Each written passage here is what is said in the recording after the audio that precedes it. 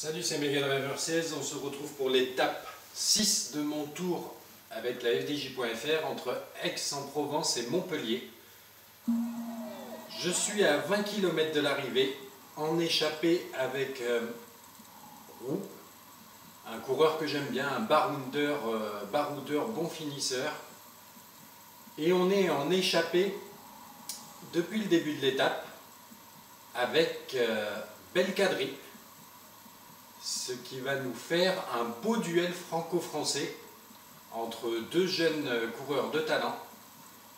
Si jamais l'échappée va au bout, parce qu'à 18 km, on voit que le peloton revient bien. Ils sont à 1 minute 37 de retard. Je pense qu'il va falloir que je passe un petit coup de grand plateau là pour espérer maintenir un petit peu l'écart.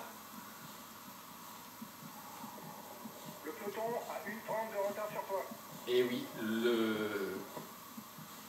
l'écart qui réduit fortement, les sprinteurs ont dû se mettre en route. Donc il faut que j'en remette une couche là. Ce serait bien que Kadri puisse m'aider. Aïe, la barrière encore. Mais j'ai l'impression qu'il n'arrive pas à passer devant là. Pour le moment, l'écart stabilisé à 1,30. Ça y est, je le revois un petit peu à la hausse. Il est passé à 1,33. Donc je me permets de remettre le petit braquet et de prendre un premier gâteau. Pour cette étape, effectivement, j'ai opté pour l'option roue en échappée avec 2 gâteaux, en sachant que demain, sur l'étape 7 d'Albi, je vais privilégier la récup pour tout le monde, pour toute l'équipe, pour préparer Axe 3 Domaines. Et donc, en privilégiant la récup sur l'étape 7, je n'enverrai personne en échappée, je pense.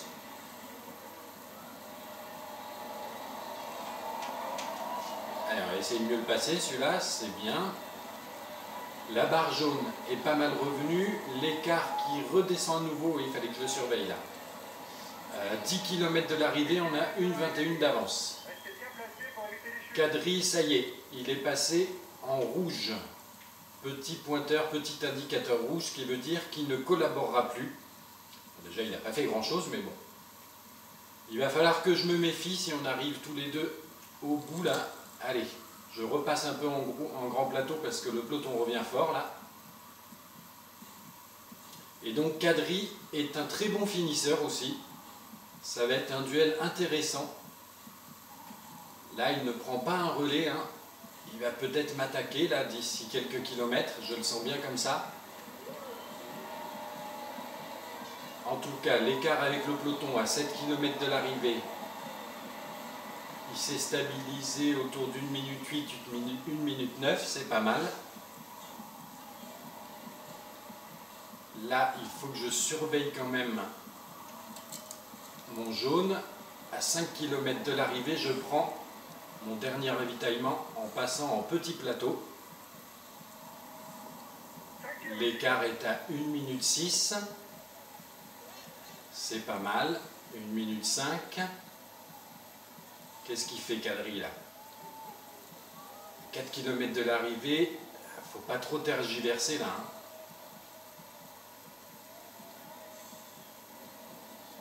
55 secondes. Ah, ils reviennent très fort là.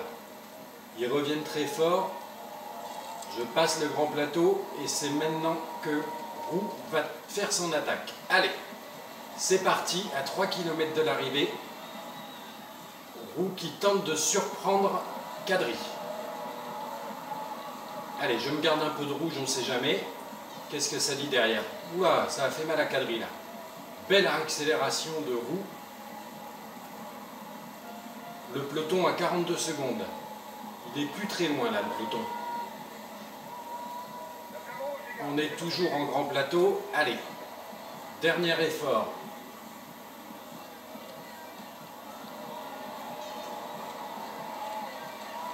Et voilà, victoire d'Anthony Roux. En bon puncher là sur la fin, face à Kadri. Kadri qui s'est même fait récupérer par le peloton dans les derniers mètres de cette étape. Donc bien joué de la part de Roux. Je suis content qu'il ait gagné son étape. Voilà, il en profite, c'est son bouquet. Il offre la 4e victoire d'étape sur ce Tour de France à la FDJ. En jaune, il ne doit pas y avoir de changement a priori. C'était qui? C'était Federico, je crois. Ça doit toujours être lui.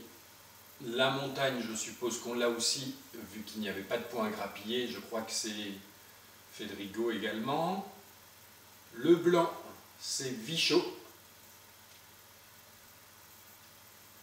Et on va aller vérifier de ce pas qu'il n'y a pas eu d'écart, de cassure, de trucs dans ce genre. Donc, on a Roux qui s'impose finalement comptabilisé dans le même temps avec Kittel qui règle le sprint du peloton devant Sagan, Greipel et Roras. On a Desmarais qui fait 12e, Boigny 21e. Je regarde vite fait, tout le monde a l'air d'être arrivé ensemble, c'est exact. Et donc au général, pas de changement. Federico devant Bélitz, Cazard, Vichot, Gadret, Pinot. A plus tard. On se retrouve sur l'étape 7 qui nous amène à Albi. Et on a 2 coureurs en échappée, Galopin et Herviti. Ils sont bien positionnés devant là, donc j'attaque avec Desmarais. Je pensais que ça allait faire une arrivée groupée. Et ça va peut-être être le cas, mais là, les échappés, Galopin en particulier, reprenaient quand même beaucoup de temps, beaucoup d'avance. Alors que l'écart s'était réduit à 1 minute 15. En tout cas, comme prévu, j'ai donné les ravitaillements de récupération de barres vertes, pâte d'amande donc, à toute l'équipe, en particulier Pinot, Janson, Federico, Boigny, et là je viens juste de donner à Desmarais. Et l'écart ne réduit pas avec le peloton, ce qui veut dire que Galopin est très fort là. À 6 km de l'arrivée, c'est un petit peu roulant descendant là, c'est pas mal. Déjà, ah oui, j'ai quand même 1 km d'écart avec lui, avec Galopin. Derrière, le peloton ne doit pas être très loin. Il n'est pas loin, c'est ça. Là, je passe le Movistar qui était échappé, mais qui n'en peut plus. Je vois tout au loin Galopin, mais ça va être dur d'aller le chercher. C'est un très bon finisseur, très bon rouleur aussi. À 2,5 km de l'arrivée. Ah, je le vois, il n'est pas loin. Il doit quand même être bien fatigué. On arrive à la flamme rouge. Où il n'en peut plus. Il n'en peut plus, Galopin. Allez, allez, c'est l'occasion de démarrer. Voilà. Ouh là là, ça va être beau ça. Ça sent la victoire d'étape. 400 mètres de l'arrivée. Oui, personne ne viendra le chercher. Et voilà, victoire d'Arnaud Démare. J'y croyais pas trop. Devant Greipel, Cavendish, Kittel et belle 5e place de Boigny. Bon ben ça s'est bien goupillé, une victoire pour un de mes 2 sprinteurs, même si c'est pas dans un sprint massif, mais c'est toujours bon à prendre. Et voilà, 5e victoire d'étape sur ce Tour de France pour les FDJ, signé Arnaud Démare ou Desmarais. On ne sait toujours plus comment on dit. Le maillot jaune toujours sur les épaules de Federico, a priori. Le maillot à pois également. Le maillot blanc sur notre champion de France, Vichot.